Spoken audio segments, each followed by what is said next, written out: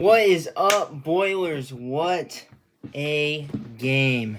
Not a pretty game, but it doesn't matter because the Boilers came away with a W, and that is all that matters. The Boilers are still dancing. We knocked off Cam Heide and the Longhorns in a brutal match, but you know what? We did it, right? Right? The weight is off of our shoulders. We can no longer lose to a double-digit seed. Now, we are going to have our hands full against Arizona. But again, as I say time and time again, I believe in this team, and I'm not betting against our big three. So, I should have recorded this last night so you could have seen all the emotions. I'm going to try, I'm going to give everything that I've got for this. But just overall, a hard-fought game for the boys. And a very interesting game, right? Right? Just a very hard-fought win for the Boilers. Came down to the final notch, and ultimately, we got the job done. First thing that I gotta say, you can say this either way. You can take it either way. For either team, whatever. Very interesting officiating. Okay, without saying that they screwed us over, that they screwed Texas over. Very interesting officiated game.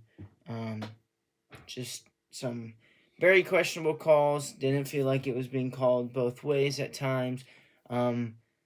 Just very inconsistent. The first 9 minutes, there wasn't even a whistle. And then we proceed into the second half. We go to reviews, and Nebraska and Iowa started 25 minutes before the Purdue game and finished with 5 minutes still left in the Purdue game, I believe. So just an overall crazy game. But again, the Boilers got it done, and that is all that matters. And we are off to the Elite Eight. Let's get into this. Some positives to take away, because it wasn't a pretty game. It was not a pretty game by the Boilers whatsoever. Had some standout performances, but not a pretty game. Found a way to win in a bad shooting night. In this tournament, we have not seen an A-plus Braden game. Again, we did not see a great game from Braden. I will hit on that a little bit more. But as a team, we shoot 20% from three. Not good, right? Not good at all. In a game where, punches are being thrown left and right. This is coming down to a wire. This is a game where we got to make shots, and if this is a game played in the regular season, in games when we shot like this is a game we lose in the regular season. This is a game that if we played like we played in this game in the regular season against a team like Michigan State, I don't have any of it pulled up, but like in games like that, like the Michigan State game, we shot like this, we lost, right? Just some games like that in the regular season that with this performance it wasn't going to be good enough, and I think I said it in the Michigan preview. You got to find a way to win even when you're not making shots, and the Boilers did that. Played tough. They played as a team that is not ready to be done. Individually, these seniors played like they are not ready to take off that Purdue uniform. And I love that because I'm not ready to watch them take that off. I am not ready to watch Braden, Trey, and Fletch not be in a Purdue uniform. Okay. I said in the preview that Texas takes tough shots. They get to that mid-range pull-up. That's where they want to be, that they weren't a heavy three-point shooting team. that they shot it decent, but that's not what they're looking to do. They look to do that. They got 25 attempts up, and they knock them down. 44% on the night, and 5 for 7 for Trayman Mark.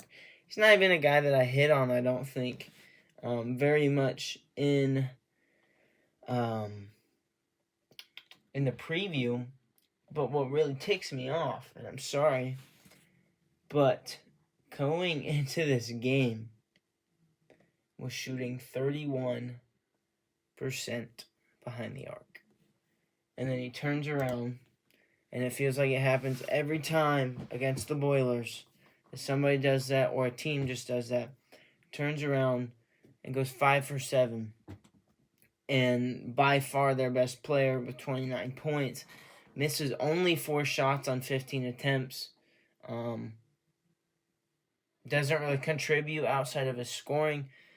But we could not stop him. And credit to, his ability to play, his ability to make shots. That was some crazy stuff, right? And before we would say, our defense is bad, we're not, what are we doing? We're out of position, stuff like that.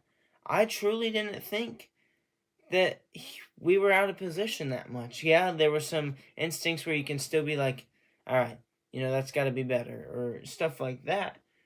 But honestly, a lot of his shots, and just Texas in general, like I said, they take tough shots, they make tough shots. That's just who Texas is as a team.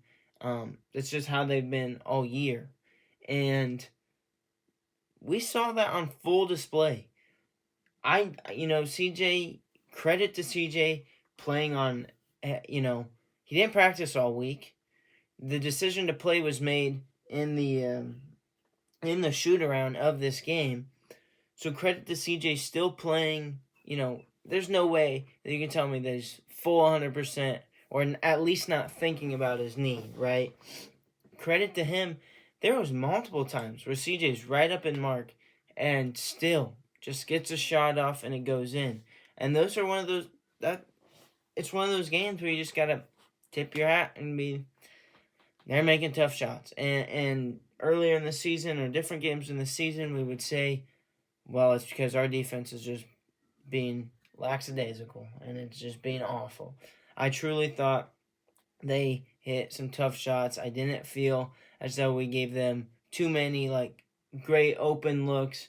Obviously, they do get some to go down, and they do get a few open looks. But I thought defensively, honestly, wasn't a bad game. I think in this tournament has stepped up, and in the Big Ten tournament has stepped up tremendously, and I thought it was still there tonight.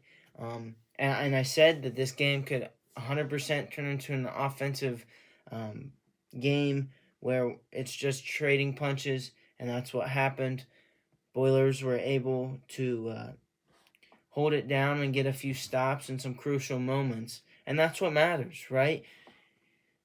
In games where we can't, when we aren't efficiently scoring behind the arc or, not getting calls or whatever, you have got to find a way to stay poised and just find a way to get the game and just to win and just to fight through all of it. And I thought, there was plenty of moments where I could have been, if I was out there on the floor, I can tell you that I would not have stayed poised. There's so many moments that I thought that they could have hung their head, that they could have let Texas have that momentum. I mean, there was a stretch, I think, with 6 minutes left in the game or so. Texas is up 4, maybe 6. Texas, it looked like they could pull away with it for a little bit.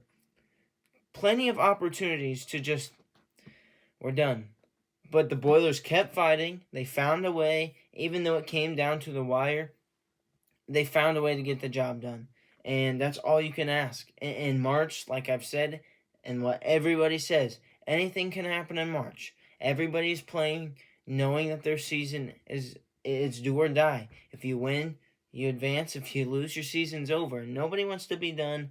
Nobody wants to be done watching these Boilers and this senior class. and they played like they weren't ready to be done, and I'm very proud to say that, and and I'm so excited to watch the game tomorrow. Even though it's going to be a tough matchup, I'm still got faith in my team. So yeah, Purdue stayed poised, and there have been plenty of times during this season that they haven't, and that's so big for this team. I think a lot of it is credit to our seniority that we have on this team. I think Fletcher does a great job of pulling the guys together, and he's truly the vocal leader of this team. I think he does a great job of, even when he's on the bench. And when CJ got hurt in the Miami game, you can see him on the sideline shouting out things. I know at least I could read his lips. He said, we've got to box out. We've got to be in those spots. Directing traffic, telling guys where to be, stuff like that. Being a team player, I just think this team has felt so much more connected. You can tell after, the win, if you've seen some interviews and some clips of them in the locker room, they just seem like, part of the time, before I get to that point, part of the times in the season, it just felt like this team wasn't having fun. And it is, when all this pressure is on you, there is chances for you to, just lose sight of what you're chasing, and to forget that, ultimately basketball is a game, and to be good at something, you need to relax, and you need to just have fun and go do it, and the game will come. And this tournament, the Big Ten tournament, I just think it has been so evident that this team is really meshed together right now, and they're having fun. And more than anything, that's awesome to see. I am having so much fun watching this team and supporting this team. It's awesome to watch these guys find their joy and continue to play at this elite level. Some takeaways from the game. We are not a team that has got to the line efficiently this season. And like I stated, Texas is a team that fouls. And we did our job of getting to the free throw line. We go 15 of 20. Now that's 75%. I will say it felt like those 5 missed free throws came in big moments. And, we have to have those, but if you look and say we missed 5 free throws on 20 attempts, that's a good day. Um, Ultimately, when they were missed sucks, but that's still a good day. But we did such a good job of just getting to the line and playing to that strength of knowing that they are fouling, or that they like to foul. I think they did a great job on Vocatitis. Ultimately, we get him with 4 fouls. He has to sit quite a bit in multiple different times of this game. Really makes a difference, as we've seen. He got a few offensive rebounds. I'm sorry, he just got 1 offensive rebound and 2 rebounds total. But that 1 offensive rebound led to a bucket from him. And we knew that he is their best offensive rebounder, and they are good at getting second chance points, as we saw with 2 putbacks. By Chendell Weaver. He has 4 points. Both of his points come off of those putbacks. But yeah,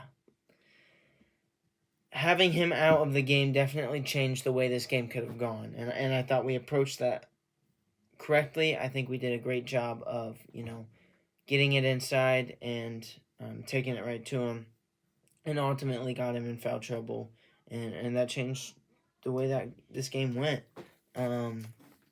Another big thing that I don't think that that I don't feel as though I gave enough credit to for the Miami game. Fletcher continues to stay hot. He goes 4 for 8 for 3. Let me look here. 4 for 8 for 3. 6 of 13. 2 for 2 from the line. He tacks on 3 rebounds and 3 assists. Let's talk about that 1 assist that they had to CJ on the fast break. Fast breaks are not where we score, right? We saw more fast break opportunities with Heidi and Colvin last year, where we took advantage and ran a little bit more. We slow down. right? We get that rebound, we get it past half court, and we slow down. Occasionally, we have a Braden and Fletch trail 3 attempt, but a lot of times we slow down and we get into our offense. The moment that I believe Fletch got a steal, no, a rebound, whatever, somebody else got a deflection, whatever it was, Fletch ends up with the ball. CJ's running down the court. The timing of that meant so much. And the knowing to throw the ball and um, just the timing of that was so big.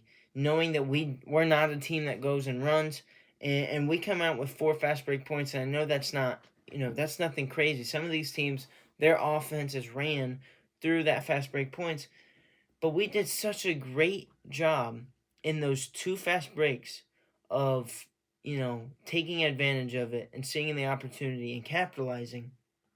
And ultimately, you know, we win by 2. If you don't have either one of those, this game is lost, right? That play was so big. And I'm going to hit more on Fletch. He has 18 in this game, right? 18 in this game. He has 24 last game, going 6 of 7.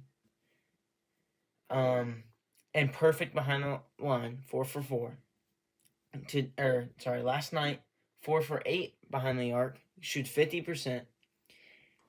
There's been so much critique on him as a player, and I have stood up for him. I've got his jersey, I got it signed, and I am always going to be a fan of shooters. And some of the hate and some of the criticism is understandable. He has lacked defensively for majority of his career. I think in this tournament, in the Big Ten tournament, he has come up so big. You have noticed less defensive struggles. I think that he's held his own. He does a great job of drawing charges, which is an underrated stat because that's a turnover on the other team, and it gives us another opportunity. And I think that he had multiple switches during this game where he just did a good job of being in the right spot and maneuvering where the guy was at, and not being forced. I do think him being posted up on Vocatitis was an interesting situation. It looked to me like it was on purpose, but not a switch that I liked. But ultimately, I thought he has done a much better job in this tournament. He's playing like he knows what is on the line. He's giving it his all. Again, Fletcher's got so much criticism through his career, and when he's not making shots, people want him off the floor. I disagree. I've stated this before. We are a much better team when Fletch makes shots. That's obvious. He's the only guy to make a 3 in this game. He has all 4 of our 3s. Not a single person after him makes a 3-pointer on a game where we attempt 20. Obviously, we're better when he makes shots. We are such a higher caliber team when he makes shots, but he provides so much to this team besides that. He is the glue for this team. He's the vocal leader. I think he's the most poised of getting the guys together, being calm. He's often the ones that gets the huddles, and I think he's just such a smart basketball player and IQ-wise of knowing what to do, knowing where to be. A lot of his, he's not a guy that generates his own shot quite often. He's not somebody that is, dribbling, step back, or get to my mid-range, stuff like that. Braden gets to his mid-range pull-up. Braden gets to the cup. We see some of that more now as a senior, and probably some last year than we did as a freshman, of him being poised and looking under control when he attacks the basket. But he gets, he does such a great job of running off ball, knowing where to be, running corners, just not standing, being in the right spot, coming off screens hard with a purpose, to get those one dribble pull-ups, to get those off the curl threes. He's an elite shooter, the best in Purdue history. Carson Edwards is right there. And he deserves so much credit, and we would not be where we are at without Fletcher. And I just want to put to rest the hate that Fletcher gets. And he has performed exactly how we need him to in this tournament, and he's just been so big for us. We are not here without Fletch. So I wanted to put that to rest. TKR with a big game again. He's got 20 points. He misses 2 shots. He goes 8 for 10, 4 for 4 from the line with 8 rebounds. Only 1 turnover, 4 offensive rebounds. Obviously, the big one coming at the end of the game. I'm going to put this in here because it deserves to be watched again. What a play by Trey. Down to 6. Down to 5. Smith shaking, banking. Smith puts it up. No! The foul! It's good! With .7 left, Trey Kaufman-Renn has given Purdue the lead. A chance at the last shot. It's up! No good! Purdue advances! The Boilermakers survive. Okay, just had to watch that again because without that, we're not playing tomorrow. And so what a big moment for Trey. I definitely think Trey deserved that. Earlier on in the season, his role kind of changed a little bit. He goes from that 20 points per game score that we had last year to that's just not what we were asking him to do, to now he's getting the keys again. And he has been nothing short of great for us. Just made some big plays. I thought him... I wrote it down here. Oscar and TKR. I thought TKR and Oscar both on an offensive rebound or just a post feed. I thought both of them played so poised. They did such a great job of I know Clough did it when Vocatitis was on him, getting it, being patient. They weren't quite in the post yet. They had a foot outside. Being patient, some pass fakes, taking their time, and then bump, still not forcing anything, get a shot fake up or something, and then get the highest quality post score or post shot attempt that they could. I just thought both of them just played with such patience and touch around the rim. As both of them, Oscar goes 4 for 7, and Trey goes 8 for 10. There was at least one, probably 2 of them from Oscar that I think they definitely should have been makes. The one where he gets he does get a foul call. I thought it was a poor shot attempt. Anyways, great games from both of them. And, as well with Clough, there were multiple times throughout the season where he comes up short on his rebounding numbers, and he's just not being a threat like we needed him to be. And again, he has showed up at the right time multiple times throughout the season. Like I said, we were questioning where he's at, what he's doing, showing up at the right time, getting hot at the right time, and ultimately being such a difference maker for this team. He does foul out in this game. It is in my opinion, a very questionable call. I think, I'm not sure Swain or Mark got the call. I think it might have been Swain.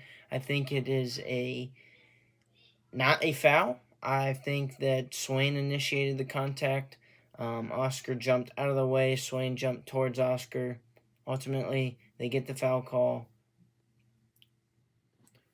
I did that wrong. Horns down. We still won. So, ultimately, it doesn't matter. But, nonetheless, I thought it was a bad call. We forced turnovers. Let me get this stat up. I had it saved.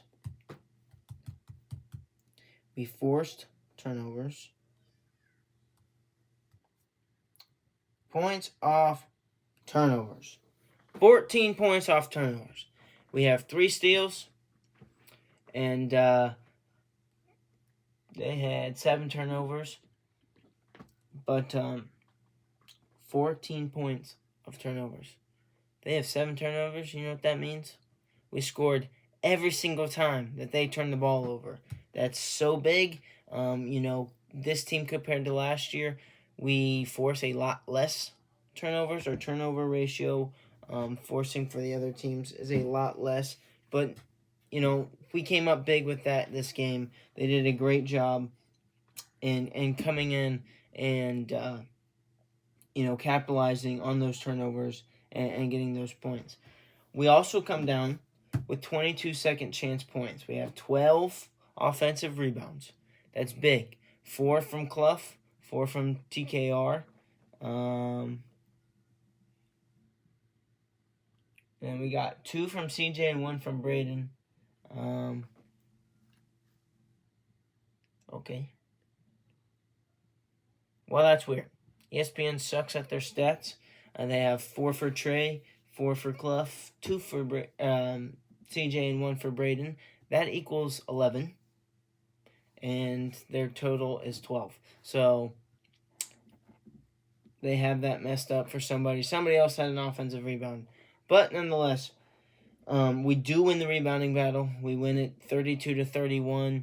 Some of the rebounds that they got were in timely manner. Like I said, Weaver got 2 putbacks. I thought they were good defended plays, and got caught watching the play and the ball and not boxing out. And if we do that against Arizona, we're gonna pay the price. But that needed to be better in that aspect. But we do come away with 22 second chance points of our own, and that's big. That's big. We hit on the fast break points. Just a stat to throw out there. The game was tied 4 times, and we took the lead 8 different times. We had 61 possessions in this game, and we scored on 38 of them, with 1.295 points per possession. Scoring on 62.3% of our possessions and turning it over 6.6% of the time. We have 4 turnovers. That is a giant aspect in this game. I did say that Texas is not a team that turns you over, but going from a game where Braden has 8 turnovers to him only having 2 this game, now he only has 5 assists, but this is a game, like I said, they stick to shooters, and they did double the post, so it's a game where he's not able to drive and kick near as much, and I thought he did a much better job. Obviously, the turnovers speak for themselves, but much better job of taking care of the ball. He looked a lot more in it in that aspect of the game. Yeah. So I hit on where I wanted to say. One thing I will point out again, I guess I didn't point out on it, 38 points in the paint. Trey has 20, Oscar has 11. Not all of them, 7 of those are free throws for the 2 of them. But we went at them strong. We took it right to Vokatitis and their other big guy. And we took it right to them. And I on a game where we're not shooting good outside, that's big for us to be able to get it down low. There's so many times in the game where I just think, just give Trey the ball every single time and let him work. He's so crafty. He does a great job. I love watching him play basketball, even though it looks like he's in pain half the time, just by the way he moves. Certainly a unique styled player, but nonetheless, I'm so glad that we have him on our team. 4 bench points. 4. 2 of them from Omer, 2 of them from Jakari. We get 13 minutes from Benter. He goes 0 for 1 behind the arc. He does bring in a rebound. He does get a steal. Ultimately, like I stated in the last video, I believe our bench has got to show up. Our starting five is ultimately what is winning us games, but our bench has got to contribute. There, I know we're not bringing in guys that are like shot hunting, kind of besides Omer, but we're not really asking them to do a whole lot. Just stay in front of your guy, and when Braden or Fletch give you the ball, just make the shot. They're definitely struggling right now. Omer goes 1 for 5 in this game. Previously in an interview, he said that he loves pressure. That he loves the feeling of it.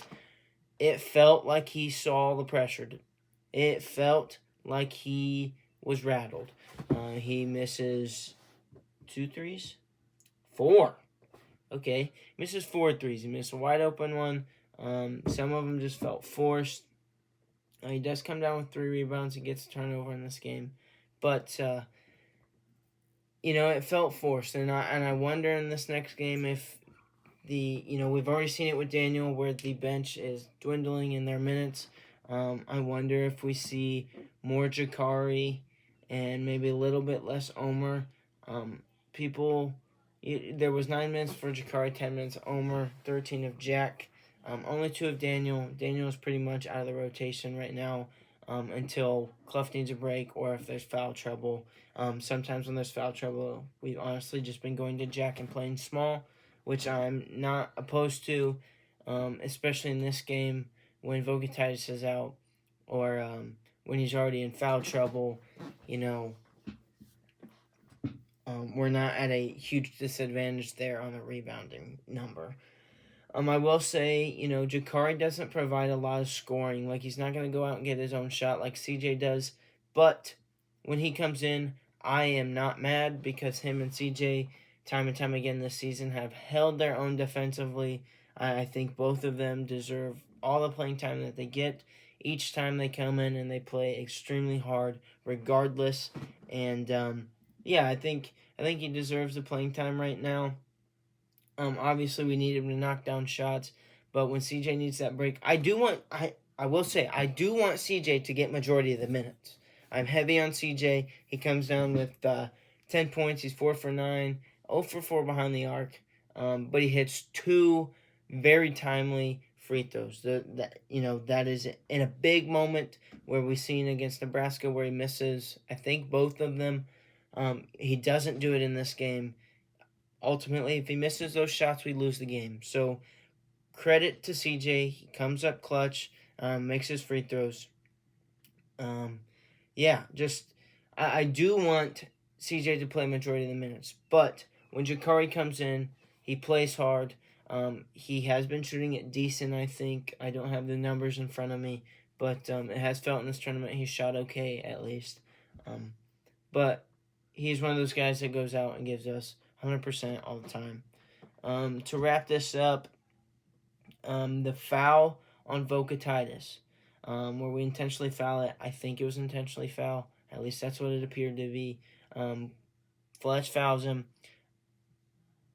Some people can say you don't like it. I like it. I thought it was a very smart play. Ultimately, he makes both shots, and then I don't know if that tied the game or put us up 1. But to me, I like the call. I watched him play against BYU, and he's 3 for 11 at the free throw line. He shoots at a 65% clip from the line, which isn't anything crazy. And he was 1 for 4 before that moment. I think that's a great moment because ultimately, if they get an offensive rebound, yes, that would suck. But with him being at the line, their best rebounder is out of the picture.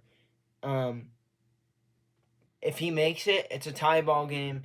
Ball's in our hands. Texas doesn't have a turnover. We either get a shot or we make a shot, we're going to overtime.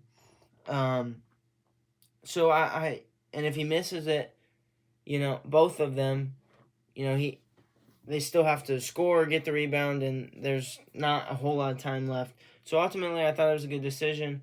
Obviously, he makes both. But I thought the last play was smart. Braden went with still a few seconds on the shot clock. If he would have waited longer, Trey can't get that tip in. So I thought that was smart on his on his part as well. I will say, Braden still has not shot it great. I know against Queens he had a good game, but still not shot it great. He looks like two things. One, part of it looks confidence, and two, he looks tired. At least, not like when he's playing, but when he shoots the ball, it looks like it's please go in type shot. And it looks like his legs are just tired. It looks like more of a push than it is like just a be confident shooting it. When Fletch shoots the ball, he just shoots that thing. And regardless if he's missed the last 10, the shot looks the same. It looks like Braden's a little hesitant, and when he shoots it, it's like, please go in, please go in, please go in. But what I want to say is credit to Braden. Even in this rough shooting stretch, he goes 6 for 16. I believe 12 of his 16 come in the second half. Finds a way to get downhill, finds a way to get to the basket and score. There's been many times where he just settles and gets to that mid-range pull-up and fades on the baseline, and I still like that shot. Most of the time it's a good shot. I did feel like he had multiple of them that just rolled out. But credit to him, he makes that big layup to put us up. And then on the last play, again, he takes his man, he plays confident, he gets to the basket. And I think as a team, we're so much better, even if, he's missing his shots. For him to be aggressive makes us harder to guard because it can open it up for others. But just a great for him to go out and play with that intensity and to find a way to win even in his struggles and to be a contributor and to help us cross that line. We're going to need him against Arizona. He's due for a good game. And I think I said it before in this preview, but he's due for a good game. And by goodness, they are not going to go into that game without a fight, and I can't wait to watch that fight. And the last thing I got to say, that mid-range fadeaway from Fletch that went in. My dad is in the recliner to my left, and it goes. He shoots it. Oh, Fletch! Oh my gosh! Like, there was a crazy make. It was a crazy shot attempt. It was definitely a heat check, but it goes in, and he deserved it, right? These guys deserve it. They deserve to play good. They deserve everything that they're getting. I love this team. I love their effort right now. They're playing so hard, and that's all that you can ask for this team. And we're gonna keep it. We're gonna keep going. We're gonna keep it going. It's not gonna stop here. And they're gonna need to play. They're gonna give it their all against Arizona. And I can't wait to watch this game. One last thing before I wrap it up. Omer was interviewed, and he talked about how he let his team down. And like I said, it felt like the pressure got to Omer. But this is a kid that has a bright future. He has some great moments for this team. He's going to continue to have great moments for his team. And again, he's got a bright future, and he's going to figure it out. And Omer, you did not let us down. We came away with the win, and you're going to pick it up in this next game, and you're going to be everything we need you to be. So, credit to the guys. Credit to not hanging their head, staying poised, and getting the job done. And what a time to be a Boilermaker. We advanced from the Sweet 16 from a bitter taste last year in the loss to Houston. We have beat that standard, and we are now going to be dancing in the Elite Eight against Arizona. I believe the game is at 8:45 tomorrow, so tune in and be ready for a dogfight. So that's all I say. Go Boilers!